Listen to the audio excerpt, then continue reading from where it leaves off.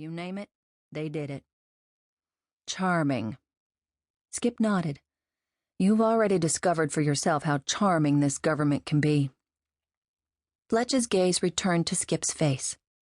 And they want us to get these political prisoners they rescued off the island before the army rounds them up? Skip nodded again. They have supporters in Barbados, and they've asked us to fly the prisoners there. How many are there? 9. Can the helicopter carry that many passengers? Possibly. If we jettison everything except the bare essentials, it'll be pretty close. Fletch muttered a curse. Damn it, this is none of our business. I don't want to become involved in these penny-ante Caribbean politics. Most of the time, one side turns out to be as corrupt as the other. Then don't become involved. I only thought I should relay the message. Skip paused. There's something else you should know. There are 3 children among those escaped prisoners. Children? What the hell were children doing in a prison? Sometimes it's easier to make a prisoner talk if the torture is inflicted on members of the family.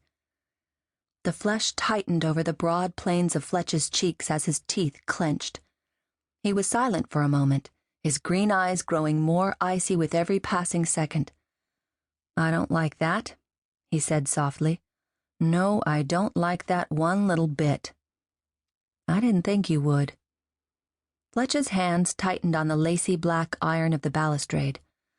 When is this pickup supposed to take place? Tonight at 10 o'clock. They gave me the coordinates. He shrugged. They must be pretty desperate to run that risk. We could turn the information over to the junta in exchange for certain concessions.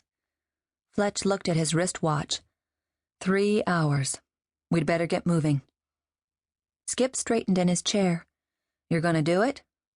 Fletch smiled grimly. You're damn right I'm going to do it. I don't like governments who use children as pawns in their vicious games. I'm going to enjoy the hell out of snatching them away from the junta. At least I'll get the satisfaction of taking something back from those thieving bastards.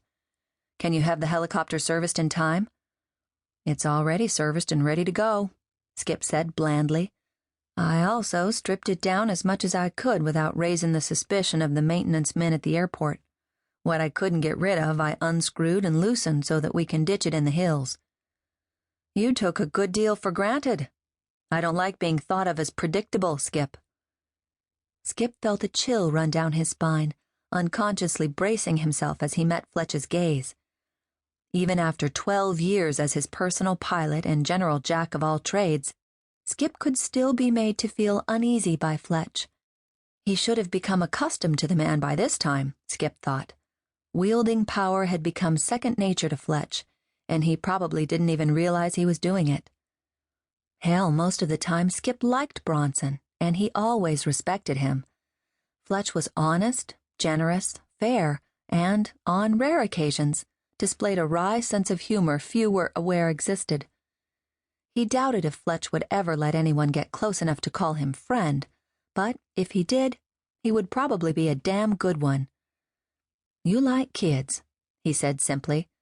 I thought the odds were good you'd get mad enough to thumb your nose at our pals at the Palacio. He grinned. And why shouldn't I do a little mind-reading myself?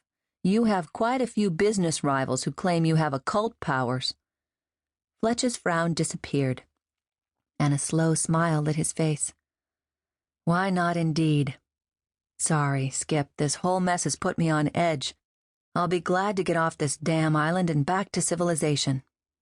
No problem. Skip rose to his feet with loose-limbed grace and set his drink on the glass-topped table next to him. If you can be at the front entrance of the hotel in 15 minutes, I'll have a taxi waiting to take us to the airport. I'm going down to the bar and tell our luscious little bee girl we'll make the pickup so she can send word to Topaz. Have her tell him to have those prisoners ready to move out. I don't want to linger there any longer than necessary. Will do. Skip pulled the bill of his Cubs baseball cap down more firmly over his eyes and moved toward the French doors that led to the interior of the suite. But it's not a him. Topaz is a woman. Where were they, blast it?